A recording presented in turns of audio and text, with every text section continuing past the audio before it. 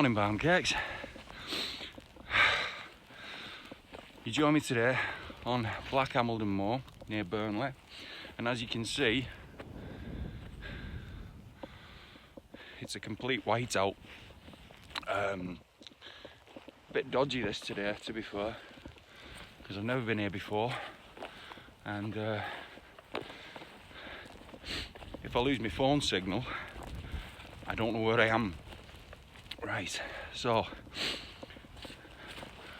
I'm following this. It looks like a well-walked path to the crash site of a B24 Liberator that came down in 1945.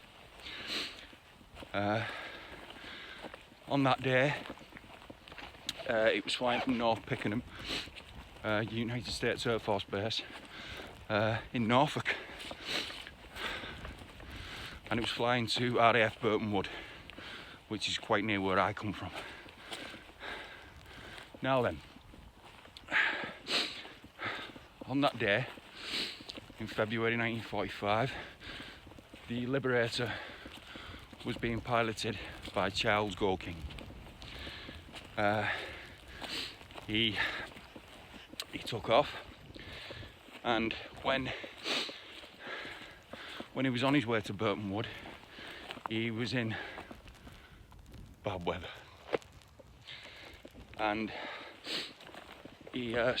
what he did was he came down from 6,000 feet, and he saw a break in the clouds. Now, when he saw this break in the clouds, he saw a town which he unfortunately mistook for Liverpool. Unfortunately, he was 30 miles shy of Liverpool. What he actually saw was Burnley. So he altered his course, and he was under full power, which means he'd be doing 240 miles an hour, something like that. And as he broke through the cloud, he saw Black Hameldon Moor. Under full power, he had no time to react, he just pulled back on the stick. Unfortunately, as he was pulling back, the tail struck. The aircraft broke into two. The tail section landed.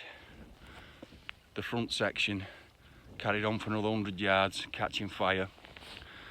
And the pilot, Charles Goking, he was actually thrown through the armour-plated glass, and he landed another 50 yards up further away from the front section of the plane.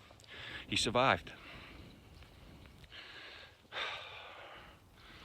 Right, so just another little bit here. I don't really know the history on this one, but we're here. These are called the Wolf Stones.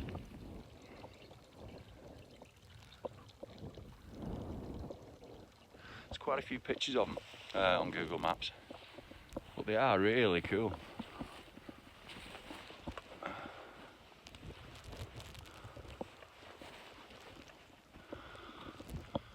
Really cool. Right, so what I'm going to do, I'm going to carry on this path because we've got a fair ways to go. Now, if this gets dodgy,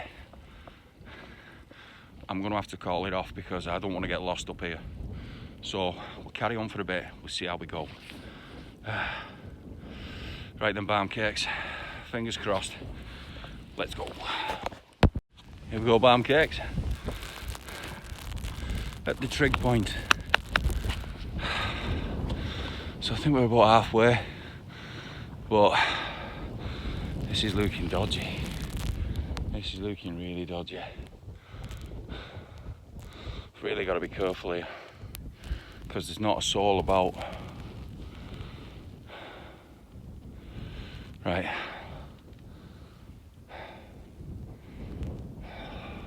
Right, let's have a try. I'm sorry I'm not talking that much, but I'm trying to remember where I've come from, you see, because I've never been here before. Right, I'll bring you back in a bit. Ladies, gentlemen and pancakes.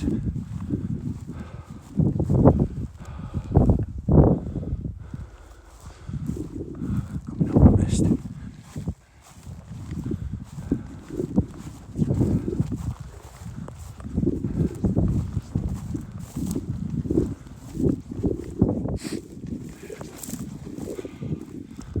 There remains the B24 Liberator.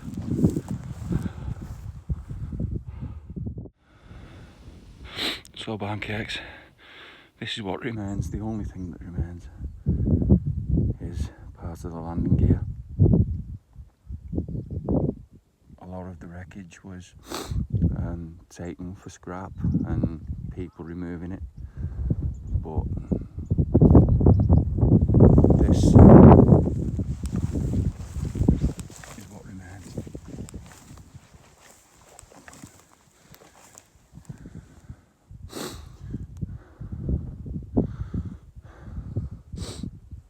And there's a cairn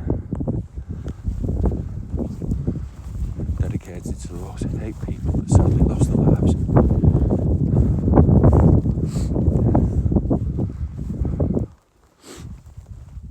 Five people died on impact and 3 died days later through injuries. So sad. It's so sad.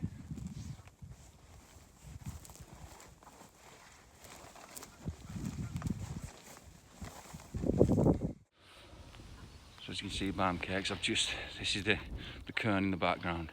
The flag was all wrapped round, so I've just unwrapped the flag just so it can blow.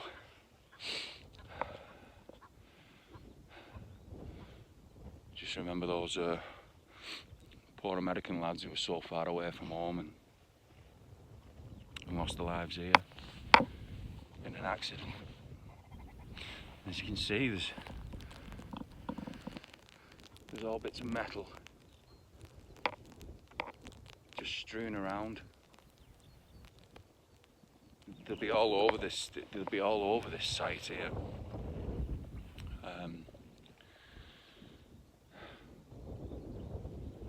Like I say, a lot of the wreckage was taken. Some people come up here and took it for scrap back in 1945. Aluminium and what have you was worth tons to them, like, you know. And you could at one point find live tracer rounds because the B24 was a massive aircraft, a massive bomber. And I'll put a picture up of it.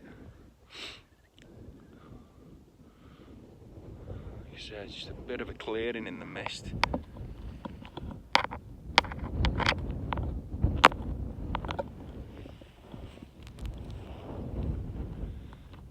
It's surreal. This is surreal. But back in 1972, Lieutenant Goking, he returned to this crash site with his wife, and he found the armour-plated chairs just lying here, and he arranged for them to be shipped back to the US. And one guy who wrote a book called Wartime Pendle, he was actually offered one of the engines of this aircraft at a car boot sale.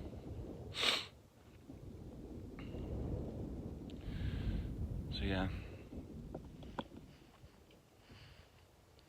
like I said, there is a bit of a clearing now.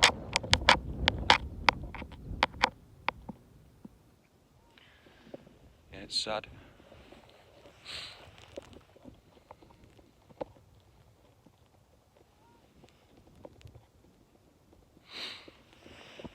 Well, this has been it's been a bimble. I wouldn't say it's good.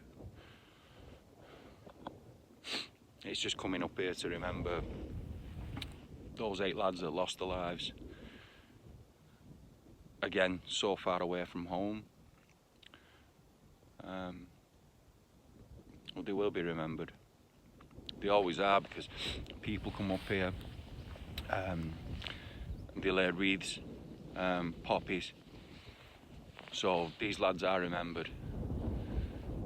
But like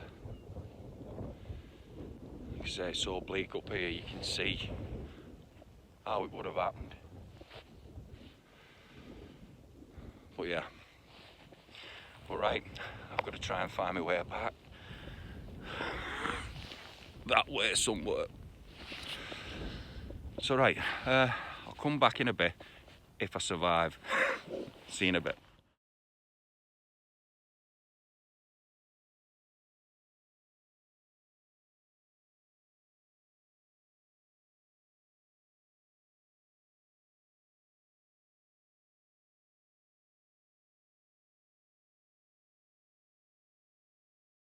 So then, barm cakes.